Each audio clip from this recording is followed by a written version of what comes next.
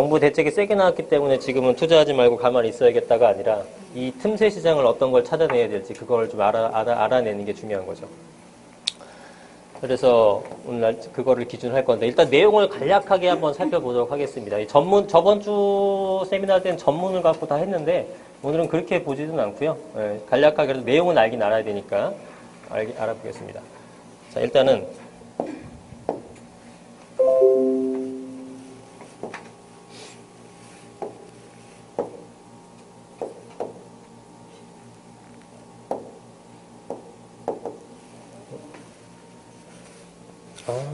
잠시만요.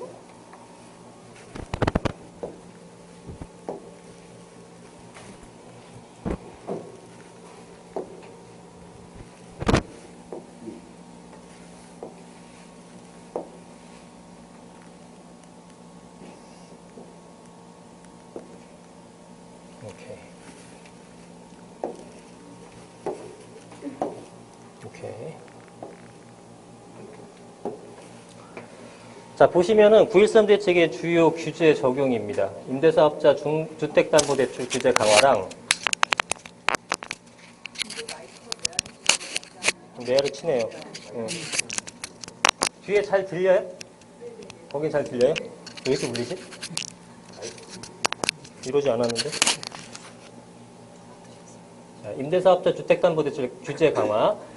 임대사업자가 보통 얼마 정도 했었냐면 40에서 60% 정도의 대출을 받았었는데, 그거를 이제, 40에서 60이란다. 기존에 80% 받았었는데, 이제 60에서 80까지 받았는데, 이제는 40%까지 규제를 한다는 거예요. 그래서 대출이 잘 안 나오더라도, 계속 안 나왔었죠, 최근에? 잘 안 나왔었지만, 주택임대사업자를 내게 되면 그래도 LTV 같은 게 올라갔기 때문에 그거를 악용하는 사례가 많았습니다. 주택임대사업자한테 담보대출 비율을 많이 해줬던 이유는 주택임대사업자를 당연히 등록을 많이 해라라는 의미였죠. 근데 실제로는 대출만 이렇게 받고 대출을 많이 해준 대신에 너는 의무기간 몇 년 동안은 사회에 기여해라 했는데 그거 안 지키고 1년 만에 팔아버리는 거예요. 그러면 1년 만에 팔게 되면은 돼요, 안 돼요? 원래 안 되죠. 그래서 원래 그런 페널티를 뭘 주냐면 과태료 1,000만 원을 물게 돼 있습니다. 의무임대기간 안 하게 되면. 근데 내가 예를 들어서 강남에 아파트를 샀어요. 30평대 사갖고 3억 올랐어요. 1,000만 원 내 말어. 내고 말지. 그죠? 내고 말죠. 그러니까 그런 게 악용되다 보니까 그거를 1,000만 원의 과태료로 해서 이번에 3,000까지 올렸고 대출 자체를 규제를 한 제도입니다. 그래서 주택임대사업자를 낸다고 하더라도 이제 대출이 잘 안 나온다. 이렇게 보시면 돼요. 그 내용이고. 임대사업자라고 하더라도 조정지역 내 투기지역과 투기과열지구 내에서 공시가격의 9억 원 이상 공시가격 9억 원 이상 구입 시에는 주택담보대출 이미 받은 임대사업자가 투기지역 내 주택 취득할 때 이런 경우에는 이제 대출이 안 나오는 거예요. 공시가 9억이니까 아파트 가격으로 따지게 되면 한 13, 4억 정도 되는 것들이죠. 그런 것들은 주택임대사업자라고 하더라도 요 투기과열지구 내에서는 주택 안 해주겠다. 그런 얘기죠. 그 다음에 이제 우리한테 와닿는 거는 이런 것들. 일반 주택 보유자 주택담보대출 규제 강화 이런 내용들입니다. 그래서 2주택 이상 보유 세대는요. 규제 지역 내에서는 더 이상은 대출을 아예 안 해줍니다.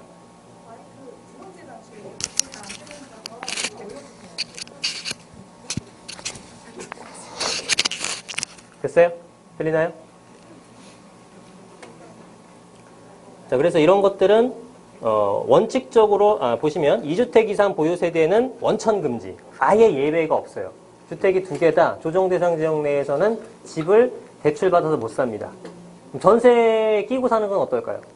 그건 돼요. 돈 있는 놈이 사면 되는데 그 외에 대출을 끼고 사는 것들은 어렵다라는 거예요. 2주택은 아예 예외 사유가 존재하지 않아요. 무주택자는 대출을 해주죠. 2주택자는 아예 안 해주죠. 1주택자는 어떻게 해주냐면은 원칙적으로는 금지입니다. 왜? 너 주택 하나 갖고 있잖아. 너 거기서 살면 되잖아. 못해도 또 사. 이런 개념이죠. 근데 뭐 여러 가지 이유로 이사를 할 수가 있겠죠. 그죠? 뭐 직장이 옮겨졌다라든가 내지는 뭐 부모님을 봉양해야 된다든가 뭐 결혼해서 합가를 한다든가 등등의 이런 예외적인 사례에 있을 때 그래서 2년 내에 기존 주택을 처분하는 조건부라 그러면은 허용을 해주는 겁니다. 결국은 뭐야? 이것도 1주택에서 1주택으로 가라는 얘기죠. 사실상. 그래서 다주택자에 대한 원천적 금지를 해버리는 제도가 됩니다. 제가 이걸 갖고 어느 칼럼만 써서 약간 좀 과격한지 모르겠어요. 그냥 공산주의자 같다 이런 표현 했거든요. 그랬더니 엄청 난리 나더라고요. 네, 싫어하는 사람들 많더라고. 근데 이건 제가 볼 때는 굉장히 좀 심한 처사가 아닌가 싶어요. 근데 뭐 정부 입장에서도 이해는 갑니다. 뭐 이렇게까지 안 해놓으면 또 잡을 수 있는 방법이 없기는 해요. 근데 어쨌든 상당히 놀랄만한 제도예요. LTV를 줄은 게 아니라 아예 대출이라는 제도를 없애버린 거예요. 그래서 대단한 거죠. 그 다음에 실거주용 아닌 고가주택 구입을 고가주택 구입 목적의 대출 금지. 그러니까 투자용이죠, 한마디로. 실거주용 아니라는 표현은 투자용으로 고가주택 구입하는 사람은 그 사람이 무주택자라고 하더라도 인정 안 해주겠다는 겁니다. 그래서 공시가 9억 초과 주택을 실거주 목적 외에, 실거주라면 당연히 할 수 있죠. 뭐 비싼 집 사고 싶은 사람도 있을 거 아니에요? 실거주로. 그런 사람은 인정해주되, 그런 실거주 목적, 들어갈 목적이 아닌 사람들에 대해서는 주택 소유 여부에 관계없이 네가 무주택이라고 하더라도 전세 끼고 사는 것들, 이런 것들에 대해서는 네가 산 다음에 전세를 놓는다거나 거주를 안 하게 되면 대출을 금지해야 되겠다, 이런 내용입니다. 그래서 이거를 사게 되면은 2년 내 무조건 전입 조건이 되는 거예요. 안 하게 되면은 안 된다. 그다음 생활안정자금 대출 규제. 생활안정자금 같은 거 받아서 다 사실상 부동산 샀죠? 그런 분들 많아요. 전세자금 대출 받아서 사고 생활안정자금 대출 받아서 생활이 좀 편리하신 분들도 이런 거 받는 거예요. 그래서 아파트에서 사는 거죠. 그런 것들이 많아지다 보니까 이것도 다 금지예요. 그 다음에 전세대출 보증요건 강화.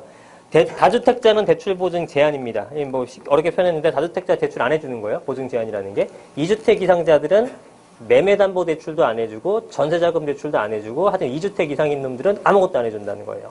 그죠? 무주택자들은 뭐 담보대출도 나오고 전세자금 대출도 나옵니다.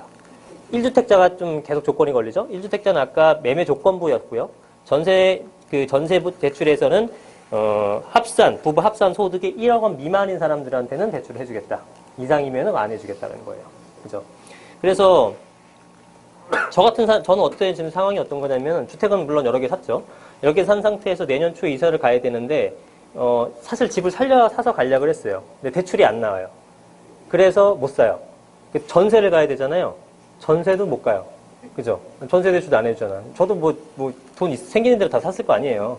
그러니까 지금 현금은 별로 없는데 내년 초 이사 가려니까 전세자금 대출도 안 되고 매매자금 대출도 안 되고 집도 못 사, 전세도 못 들어가. 저 같은 사람 월세 가야 되는 거예요. 반전세나. 그죠? 그런 형태로 되는 거죠. 그래서 제가 볼 때는 월세의 수요가 조금 늘어날 수 있겠다. 그런 생각도 듭니다.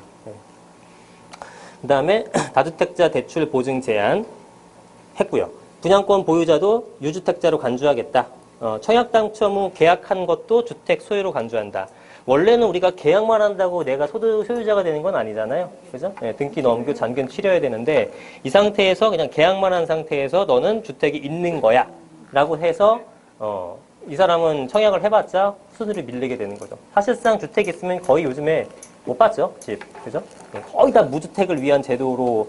그러니까 전 국민이 그냥 주택 하나씩 나눠갖고 살자, 그 개념입니다, 정부는 지금. 주택, 2주택 이상자들은 더 이상 이 집 사면 큰일 나. 없는 사람들은 네가 사고 싶건 안 사고 싶건 무조건 이제 해줄게, 이렇게 되는 거죠. 근데 무주택자 분들 중에서 돈이 없어서 못 사시는 분들은 물론 적지 않겠지만 부동산 가격이 떨어질 거다, 내지는 안 오를 거라 생각해서 안 사시는 분들도 많아요. 그런 사람도 그냥 지금 억지로 막 사야 돼. 무조건 밀어주고 있는 상황입니다. 정부의 입장은 그러하다. 그래서 그렇고 실거래가 신고기한 쪽 이런 것들은 뭐 여러분 직접적 연관은 없지만 왜 했냐면 지금은 이제 중개업소에서 그 거래를 하게 되면요, 중개업자가 이거를 이제 실거래가 신고를 합니다. 우리 얼마에 계약했어요? 라고 구청에 신고하는 제도가 있는데 이게 계약하고 나서 60일 이내에 해야 되는 거예요. 이거를 30일 이내로 단축합니다. 이게 왜 그러냐면은 이거를 계약을 하고 나서 60일 이내에 신고를 하잖아요. 그럼 2달이라는 기간이 흘러잖아요. 그럼 2달 실거래가 뜨는 거는 결국은 2달 전에 계약한 가격이 나오잖아요. 2달 사이에 너무 많이 바뀝니다. 조사가 안 되는 거야. 2달 전에 실거래가 8억 떴는데 지금은 네이버 시세에는 10억 가 있고 막 이러잖아요. 그러니까 이거를 줄인 거예요. 변동성이 엄청나게 커졌다라는 거죠. 문제죠, 이 자체가. 60일만의 모니터링으로 해서 시세 조사가 안 된다라는 것은 얼마나 급격하게 올랐다는 걸 반증하는 겁니까? 그죠? 그런 상황이라는 거예요. 자, 그 다음에 종합부동산세 인상. 과표가 3억 원 초과 구간에서는 0.2에서 0.7%까지 포인트가 올라갔다. 3주택 이상자 조정 대상 지역 2주택자는 0.2에서 1.2%까지 올라갔다는데 최대 구간이 이제 올라간 건 뭐냐면 1.2%가 올라간 거예요. 3주택 이상. 내지는 조정 대상의 2주택자들 1.2% 올라가게 되면은 상당히 많이 올라간 거긴 합니다. 근데 지금 제가 이 표는 갖고 오지 않았는데 저 1.2% 올라가는 사람의 그 시세 주택 가액이 기준이 얼마냐 봤더니 176억인가 그렇습니다. 176억 있는 분들은 1.2%가 올라가는 거예요. 아무 상관없어요, 여러분들하고. 근데 이런 내용 갖고 이제 막 뭐 3천만 원 올라갔다, 4천만 원 올라갔다 하는데요. 대한민국 국민의 0.1%만 해당되는 거지 아무 우리랑 상관없어요. 그래서 종부세 자체가 제가 계속 그 뭐 여러 방송이나 그 칼럼에서 썼다시피 종부세로 집값을 잡으려는 시도 자체가 저는 굉장히 바람직해 보이지 않습니다. 그러니까 이거는 의견은 상당히 틀려요. 어떤 다른 분들은 종부세로 인해서 굉장히 좀 타격을 입을 것이다라고 얘기하시는 분도 있더라고요. 굉장히 좀 유명하신 분 중에. 근데 뭐 그 말이 맞을 수도 있는데 저의 의견은 뭐냐면 이 종부세 같은 경우에는 이제 우리나라 국민의 2% 정도가 내는 세금이에요. 2% 남짓한 세금. 나머지 분들은 종부세에 대해서 그렇게 뭐 이렇게 크게 신경을 안 쓰는 상황이 돼버린 거거든요. 일단 종부세를 내려면은 다주택자 기준에 했을 때 시가가 14억 정도 이상이 돼야지만 종부세 시작입니다. 그런 사람들은 몇만 원 내질 않죠. 그래서 실제로 엄청나게 뭐 1,000만 원, 2천만 원 상승하는 사람들은 거의 없다라는 겁니다. 사실상. 그런 사람들은 이제 거의 없다라는 것은 굉장히 최상위 계층이라는 얘기고 최상위 계층한테 1,000만 원, 2천만 원은 또 큰 돈은 아니에요. 우리 기준에 했을 때 큰 돈이지.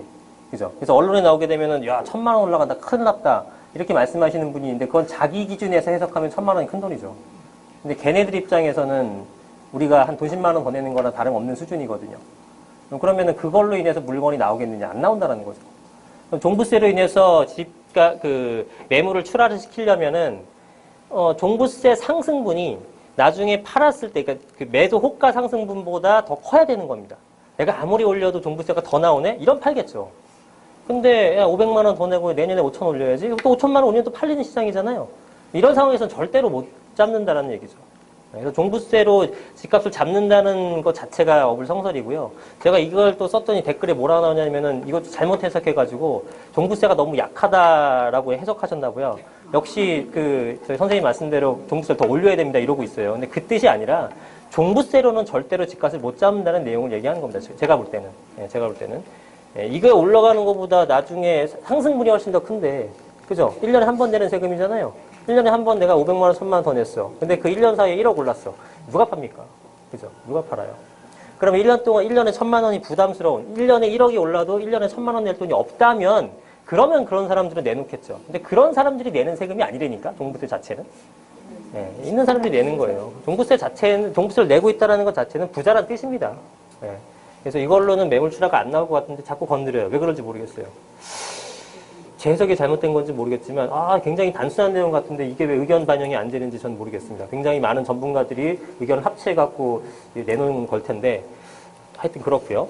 다주택자 같은 경우들 자 똑같은 내용인데요. 2주택 이상 세대의 규제지역 내 주택담보대출을 금지한다.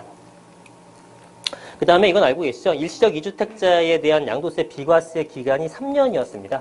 그래서 하나의 주택을 구입하고 또 하나의 주택을 구입한 시점에서 3년 내로 얘를 팔면 비과세를 받죠. 9억까지 비과세를 받는 건데 그 기간을 2년으로 주는 건데요. 그 2년으로 주는 것들은 조정 대상 지역 내에 있는 애들만 그런 거예요. 뭐 지방에 있는 거 다 3년이에요. 그 다음에 9월 13일 전에 구입했던 거 3년이에요. 그래서 9월 13일 이후에 조정 지역에서 구입한 것만 2년이 되는 겁니다. 다 소급해서 적용하는 게 아니다. 그 내용을 알고 계시면 되고요. 그 다음에 주택임대사업자 LTV 40% 적용, 60에서 80% 적용했던 것이 40% 적용해주겠다라는 거고요. 그 다음에 양도세 중과 종수. 이것도 좀 내용이 크죠. 조정지역 내에서 이제 그 주택임대사업자를 낸다고 하더라도 양도세를 중과하고 종부세를 과세한답니다. 그럼 앞으로는 주택임대사업자가 좀 줄어들 우려는 있는 거예요. 그죠? 그래서 작년에 12월 달에 그렇게 주택임대사업자들하고 여러 가지 혜택을 줬는데 작년, 재작년 몇 년 동안에 이제 싹 바뀐 거죠. 이게 악용되다 보니까 정부 입장에서는. 그래서 그것도 한번 눈여겨봐야 될 필요가 있을 것 같습니다.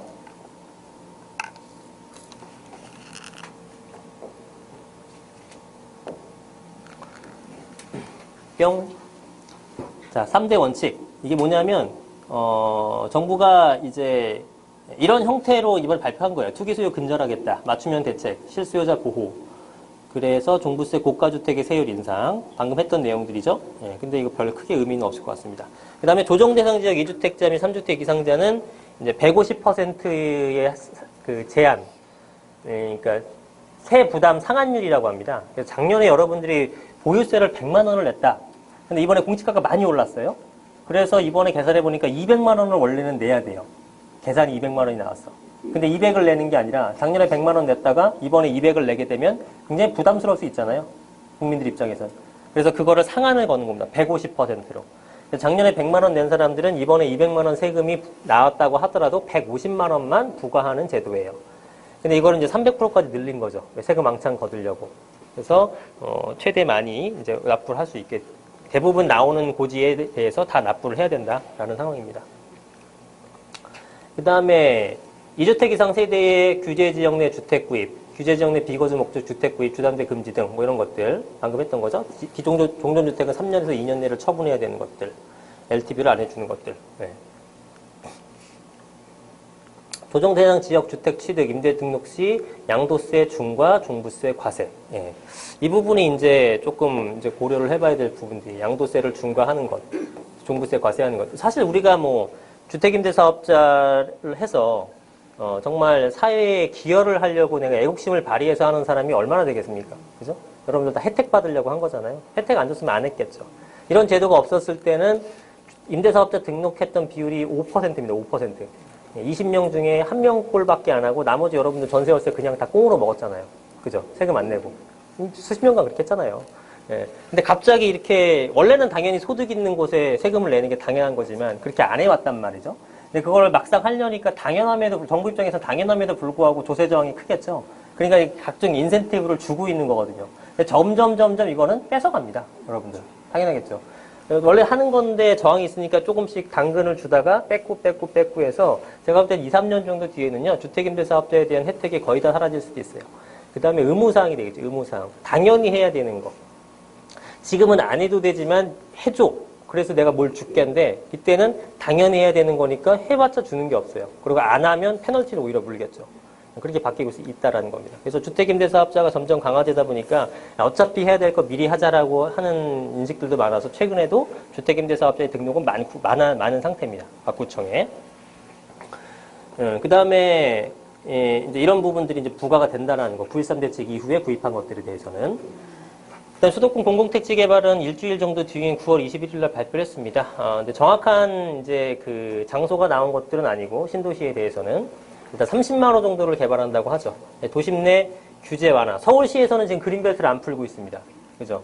서울시는 그린벨트를 안 풀고 도심에 있는 유휴부지 같은 걸 활용해서 우리가 제공하겠다라고 하는데 그 자체가 또 문제가 되는 건 뭐냐면 거기 있는 주민들과의 협의는 또 안 된 거죠. 그죠?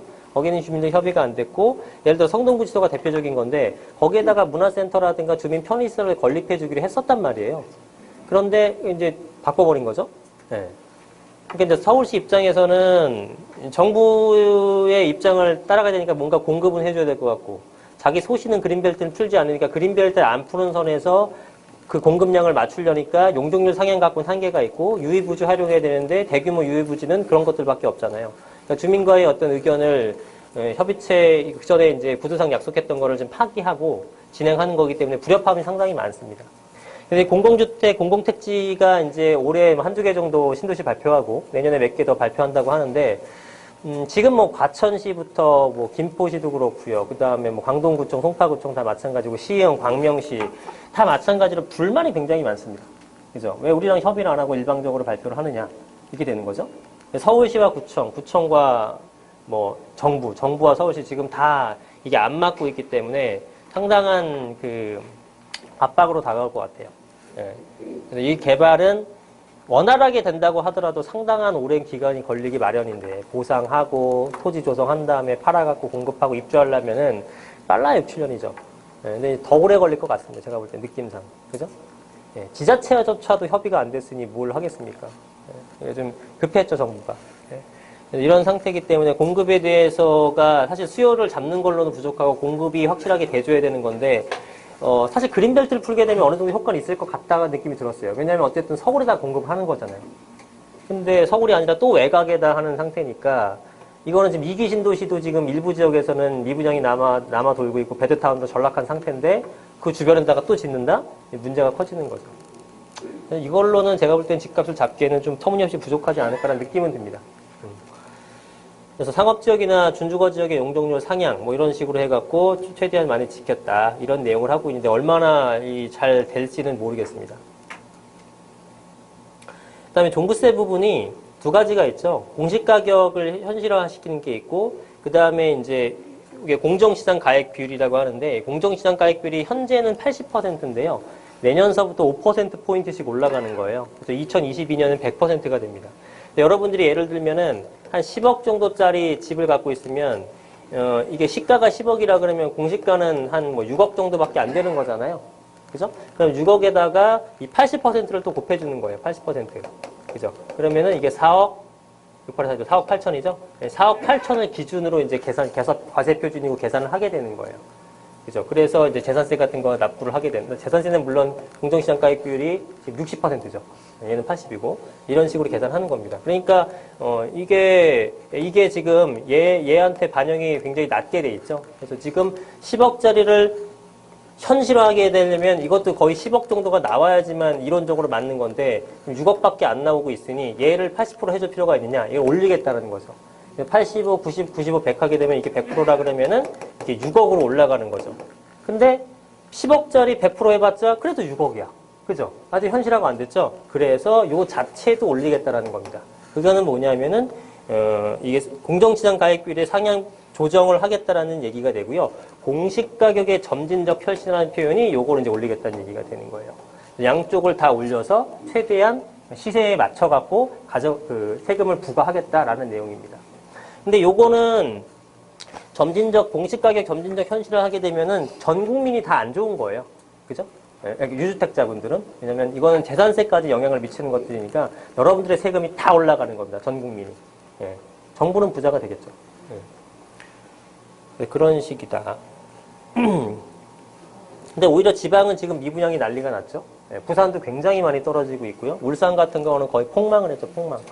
예. 울산 조선업이 망했기 때문에 울산이라는 동네는 사실은 소비가 굉장히 큰 도시였어요. 국내 1위 소비 동네였거든요. 네. 그래서 1인당 소득도 서울을 제치고 1등입니다. 거기가. 1등이었죠. 이번에 뺏겼지만. 네, 1등이었습니다. 그러니까 인구 한 사람당 버는 수익이 제일 큰 동네니까 소비도 당연히 많을 수밖에 없죠. 그게 그쪽에 조선업이 화강이었기 때문에 그런데 이번에 이거 여러 큰 대기업들이 비틀비틀 하게 되면서 많은 노동자들이 잘렸고 그러다 보니까 그쪽 시장은 수요도 줄어들게 되고 그렇죠. 지금 뭐 어느 정도 수준이냐면은 커피도 못 사 먹고 정말 도시락으로 연명하고 이런 분들도 많대요. 뭐 기사는 약간 오버해서 썼지 모르겠지만 그런 분들이 지금 뭐 부동산 살 생각이나 하겠습니까? 굉장히 많이 떨어지고 있다. 등등등 해서 서울만 지금 난리 바가지지 지금 지방은 굉장히 힘든 시기예요. 뒤에서 잠깐 언급하겠지만 이제 이런 부분들 때문에 금리 인상에 대한 부분이 굉장히 민감하게 작동을 하게 됩니다. 그렇죠. 서울 집값만 바라보게 되면은 금리 인상 해야 될 것 같지만 그냥 금리 인상이 되면 자영업이나 지방은 다 또 죽어나는 거예요. 그죠? 그러니까 이게 쉽지 않은 내용인 거죠.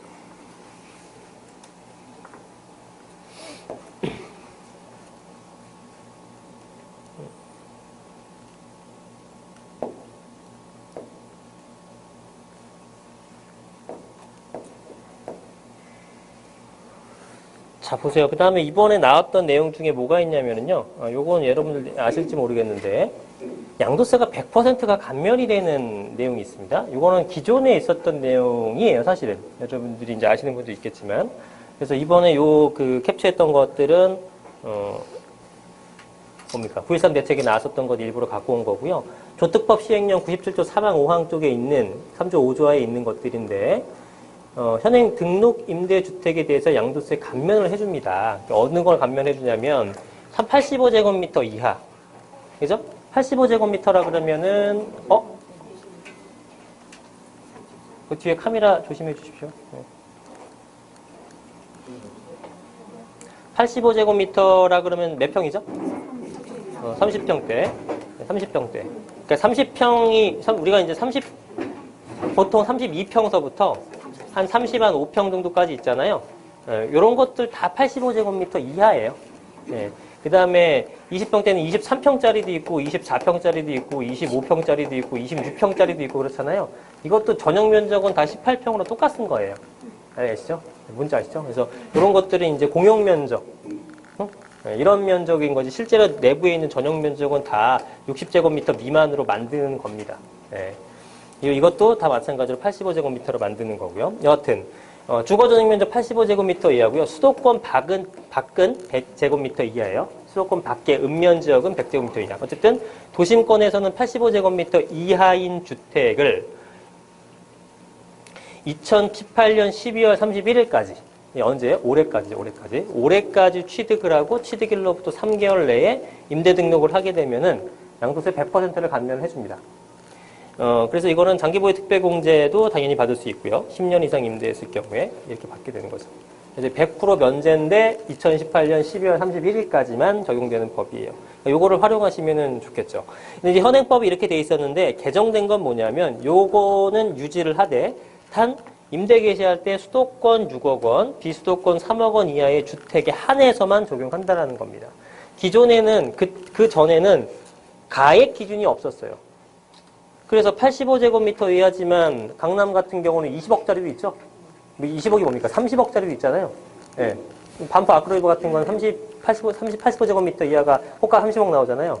예, 이런 것들도 이제 등록을 할 수 있었던 거죠. 근데 지금 이런 거에 대해서 이제 가액 기준을 적용한다. 수도권 6억 원. 그렇죠? 수도권 6억 원. 공시지가 기준입니다. 공시지가 기준 수도권 6억 원 이하의 주택을 올해까지 취득을 하고 6억 원 85제곱미터를 올해까지 취득을 하고 3개월 내에 등록을 하고요. 이것도 중요해요. 3개월 지나갔으면 의미 없어요. 기존 것들을 빨리 해야지. 안 돼요. 3개월 지나가면. 3개월 내에 하고 10년간 임대를 하게 되면 10년 뒤에 나타나는 양도세의 100분의 100%를 깎아줍니다. 근데 이 100%를 깎아주잖아요. 그러면은 예를 들어서 우리가 5억에 사가지고 이게 10억이 됐어요. 응? 그러면 이제 5억에 대해서 세금을 내는 건데 5억에 대해서 뭐 세금을 내는데 이제 뭡니까 일반 과세하게 되면 1억 한 7천, 8천 나올 거고 중과세하게 되면 2억 한 4, 5천 나올 거예요. 어쨌든 다 깎아주는 거잖아요, 그죠? 다 깎아주는 마당인데 이 장기보유 특별공제를 해줄 이유가 있을까요? 장기보유 하나 안 하나 어쨌든 10억이 나오든 1억이 나오든 다 깎아준다며. 그쵸? 근데 장기보유 특별공제는 왜 해줄까요? 아무 생각 없이 해주지 않겠지. 일단 이 내용을 여러분 알고는 계셨나요? 전혀 몰랐나요? 몰랐군요. 네. 차이는 몰랐어요? 이걸 설명하는 게 없는 것 같아서 제가 설명을 드리는 거예요.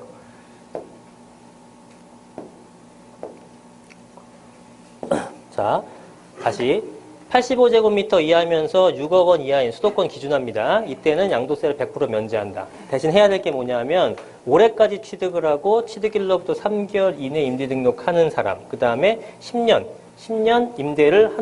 이상 임대를 하는 사람, 이런 사람한테는 양도세를 100% 감면을 해준다. 근데 장기보유 특별공제 해주는 거예요. 이거 어떤 차이가 있냐면 여러분들이 면제라는 것과 양도세, 면제라는 것과 비과세라는 것에 대한 차이점을 좀 아셔야 돼요. 네. 비과세는 뭡니까? 과세가 아예 없는 거예요. 대표적인 게 1세대 1가구 1주택 비과세 되는 거죠. 일시적 1가구 1주택 비과세나.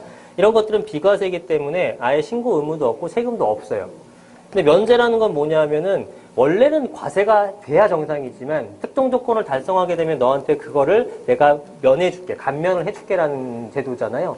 그러면은 이거는 예를 들어 50% 감면하게 되면은 반만 깎아주는 거고, 그럼 100% 감면을 해준다. 그러면은 면제 100%랑 감면이라는 표현 쓸게요. 감면 100%랑 비과세랑 이게 어떤 차이가 있어요? 나한테 어떤 차이가 있어요? 똑같지 않아요? 그죠? 차이가 없죠. 근데 차이가 있어요. 굉장히 중요한 차이가 있습니다. 일단 뭐냐 하면은 신고의 의무가 있냐 없냐예요. 얘는 신고를 안 해도 돼. 얘는 신고 안 하게 되면은 연락 와요. 일단 신고를 해야 된다. 그리고 적극적으로 내가 이 감면 대상자라는 것을 확인을 해줘야 돼요. 확인 안 해주게 되면 일단 과세하고 봅니다. 과세당국은. 세금 빼서야지. 걔네 목적 그건데. 그죠? 나쁜 뜻이 아니라 걔네 일은 세금 많이 걷는 거잖아요. 그러니까 여러분들이 이거를 감면을 제대로 신청 안 하게 되면은 일단 과세하고 보는 거예요. 종부세 합산 배제 신청도 여러분들이 직접 해야 되는 겁니다. 알아서 해주지 않아요.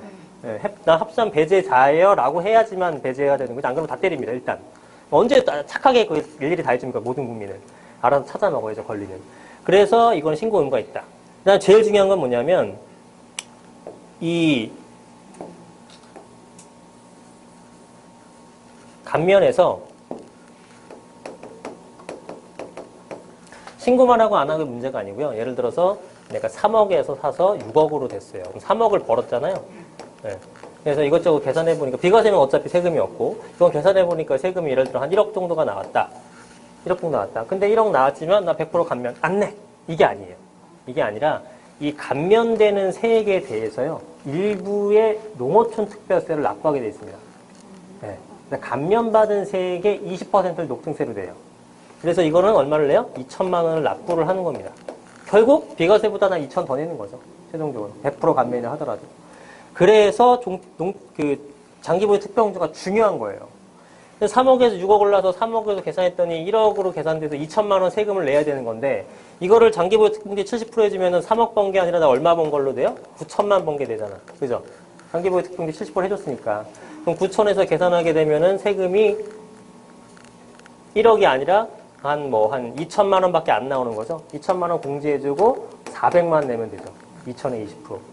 따라하고 계십니까? 어? 두 개 다 적용을 시켜주는 그렇죠. 두 개 다 적용시켜주는 거죠. 예. 예. 그래서 시켜주는 거죠. 안 그러면은 의미 없죠. 이 자체가. 어차피 100%인데 뭘 계산을 하고 앉아있어요. 그죠? 예. 근데 의미가 상당히 크죠. 따져보면. 그죠? 설명 들어본 적 없죠. 이 얘기를. 저도 못 들어봤어요.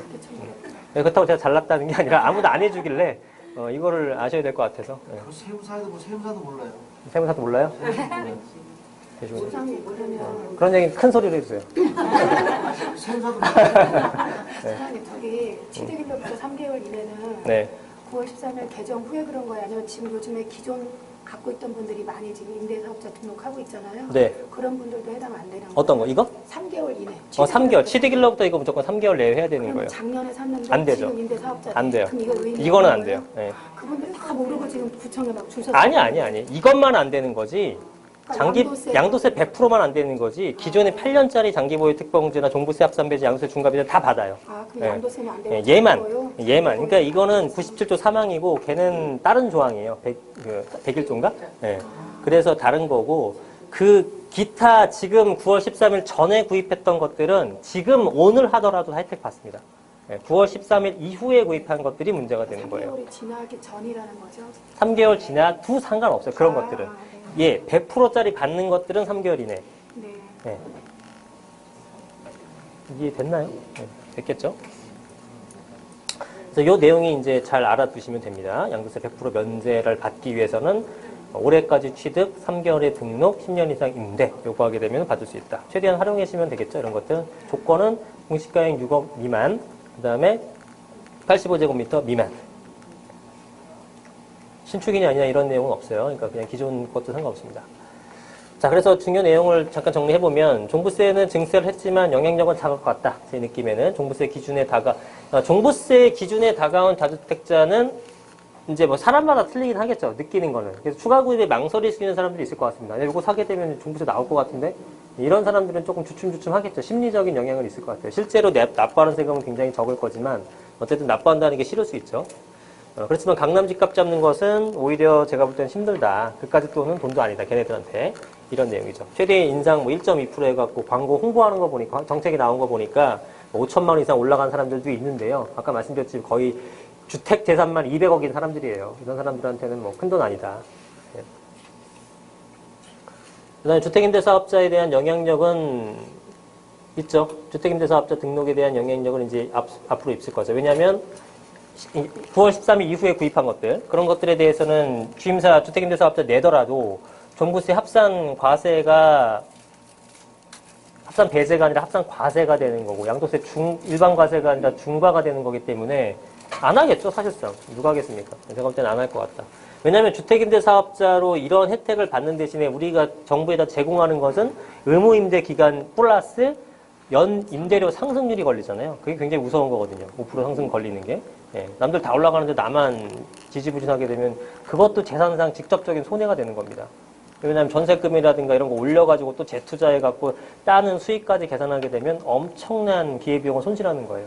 그래서 저도 갖고 있는 것 중에 낸 것도 있지만 안 낸 것도 있습니다. 예, 적절한 수준에서 이 정도 하게 되면은 세금 이 정도밖에 안 나오겠네. 계산한 다음에 안 낼 것 안 내고 전략적으로 하는 거죠. 전세가 많이 올라가는 지역은 안 내고 별로 매년 좀 지지부진하다는 거는 내고 이런 식으로 하는 거죠. 그건 뭐 개인별로 다 케이스 바이 케이스니까 잘 생각을 해보시면 됩니다. 그래서 양도세 중과라든가 종부세 합산 이런 것들이 이제 시행이 됐다. 주택임대차를 냈다 하더라도 그런데 이제 제가 장특권 공제라는 표현을 썼잖아요. 지금 하는 것들도 장기보유 특별공제는 다 받습니다. 9월 13일 날 이후에 구입한 것들도 장기보유 특별공제는 다 받는 거예요. 받는 거다. 지금 이해가 되신 거야, 안 되신 거야? 됐어요? 안 되신 분?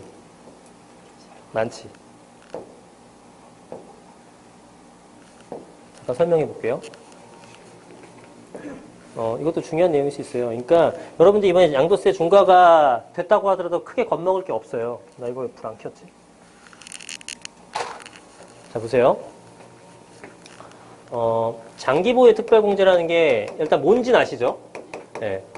장기간 보유한 사람한테 특별히 공제를 해주는 제도입니다. 말 그대로 해석하시면 되고, 요거를 이제 3년 이상 보유하게 되면은 이제 연차에 따라서 이제 그 공제율이 높아지는 제도가 되죠.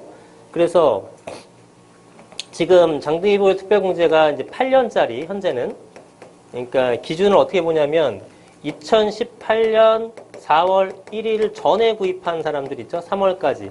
이런 사람들은 주택임대사업자를 5년짜리 등록을 하게 되면 다 혜택을 받았어요. 양도세 중과 배제도 받고요. 종부세 합산 배제도 다 받는 겁니다. 근데 18년 4월 2일 이후에 구입한 사람들은 이거 8년으로 바뀌었어요. 8년. 어쨌든 지금 시점에서는 다 8년짜리를 해야지만 혜택을 받을 수 있었죠. 양도세라든가 합산 배제와 종부세 합산 배제 같은 것들, 양도세 중과 배제. 그런데 이게 이제 2018년 9월 14일 이후에 구입하는 사람들은 이거를 안 해줍니다. 이걸 안 해줘요. 근데 얘에 대한 얘기는 없어요. 그러니까 얘는 계속 해주겠다는 얘기가 되는 겁니다.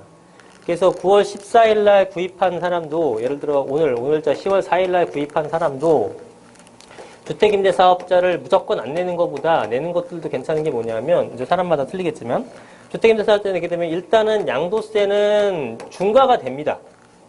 중과가 돼요. 종부세도 합산이 됩니다. 그런데 이 장기보유 특별공제는 받을 수 있는 거예요. 근데 이게 엄청 큰 거예요. 왜냐하면 장기보유 특별공제를 8년 주잖아, 8년. 70% 주잖아요. 그럼 아까처럼 5억에 구입을 했어, 내가.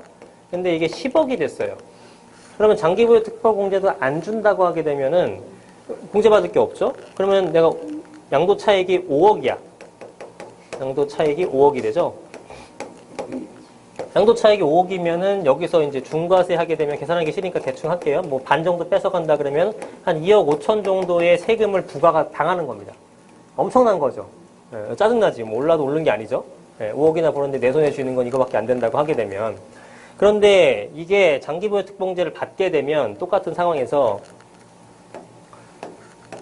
이거는 못 받는 거고, 장기보유를. 이거는 받는 상태인데, 이 받았을 때는 5억에서 10억짜리 했으면은 차익은 5억인데 여기서 70%를 공제를 해주는 거잖아요.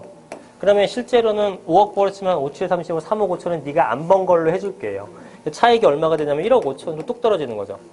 그럼 1억 5천으로 떨어지는데 양도세 중과는 할 거야. 중과는 해서 이거를 일반과세 하게 되면은 1000에다가 3, 5, 15, 1700, 1800, 한 1800 내는 거니까 1500, 3300, 한 3500 정도 선. 그러니까 일반과세 하게 되면은 제가 봤을 때는 아니지.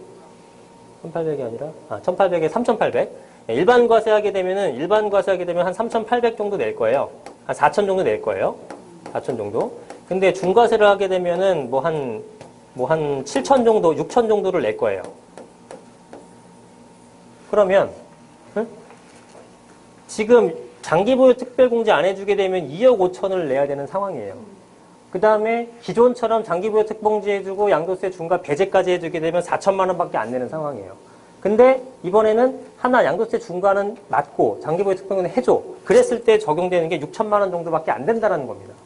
여기에서 이 정도밖에 안 올라가는 거예요, 여러분. 양도세 중과가 된다고 하더라도.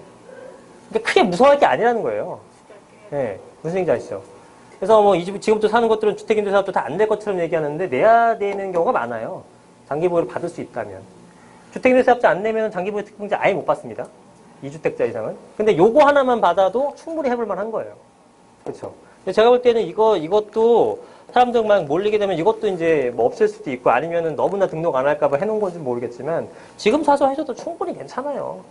회사는 집을 받아 10년을 그러면 8년. 한 1억 9천 정도 차이 난다고 봤을 때요. 네. 10년을 하게 되면 한 5년 정도, 아까 5번 정도 할 때 제대로 못 올려봤잖아요. 네. 그랬을 때도 그게 차라리 이게. 그러니까 그런 건 이제 따져봐야 돼요. 그건 다 개별적인 사안인 거죠. 그러니까 이게 맞냐 저게 맞느냐는 이제 한번 나름대로 조사를 해봐야겠죠 우리가. 네. 그래서 무조건 안 하겠다가 아니라 그런 내용이다라는 겁니다. 그래서 장특권 공제를 받을 수 있다라는 내용은 정확히 기억을 하시는 게 좋겠습니다.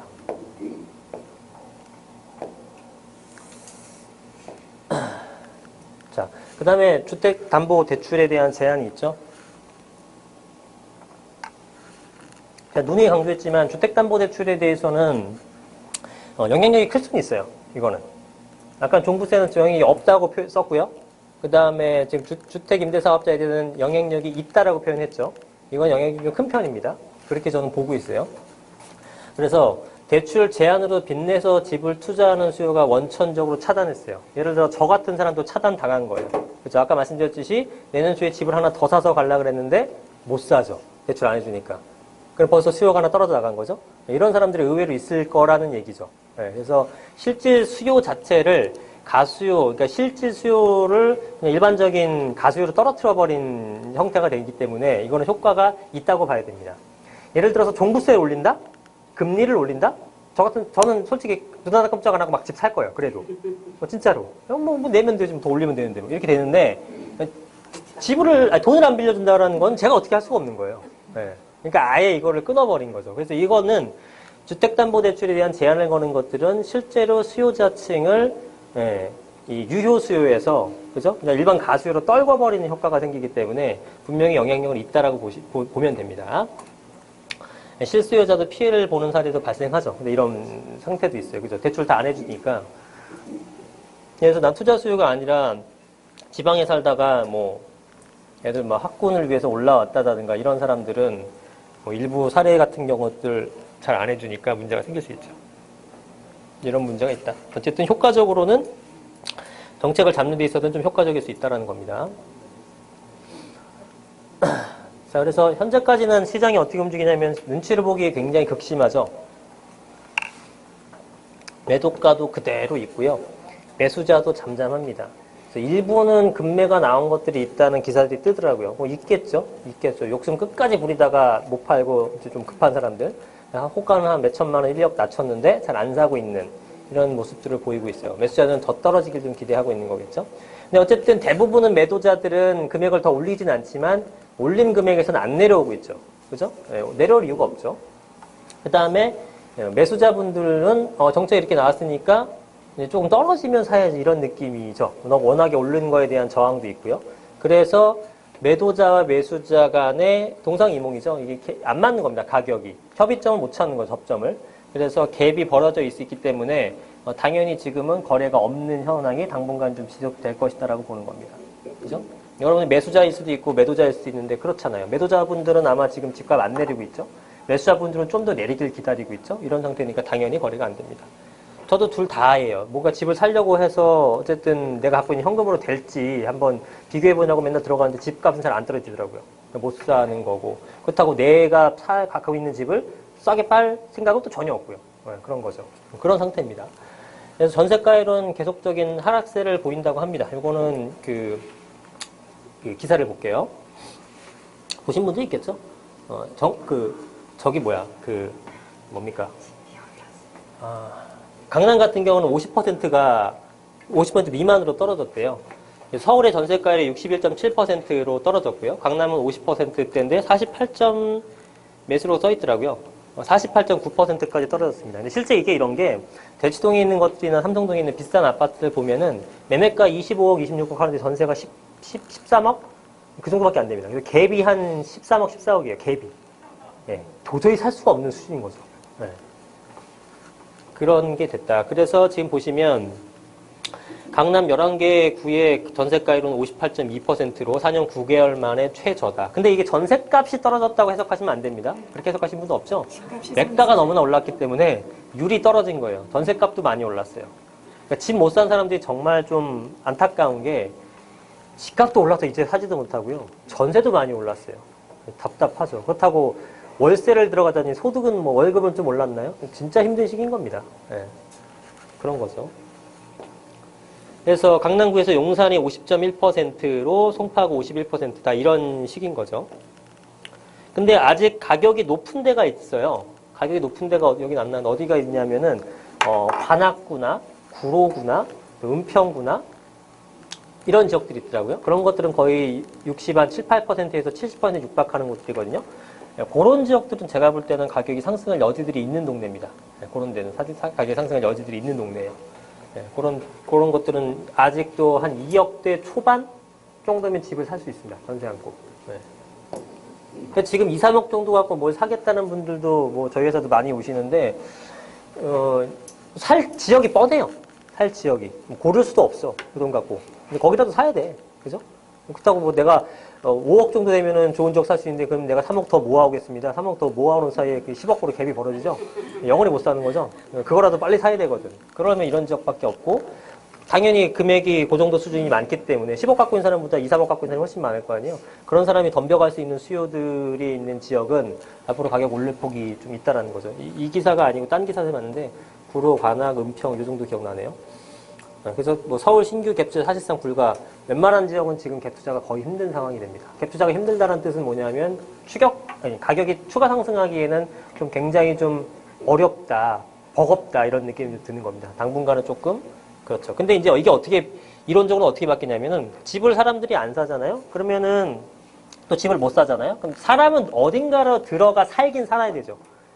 집을 구매한다는 사는 게 아니라 들어가 살아야 되잖아요. 그래서 바이가 아니라 리브로. 그러면은 그 사람들은 집을 못 사게 되면은 뭐 월세 들어가겠습니까? 대부분 다 어디로 가요? 다 전세로 가는 거죠. 그죠? 그러면 전세에 대한 수요가 늘어나는 거죠. 그럼 전세가율이 또 올라갑니다. 전세가율이 또 격차가 줄어들죠? 그럼 또 이제 매매가 올라가고, 벌어졌다가 또 올라가고, 이렇게 되는 거예요.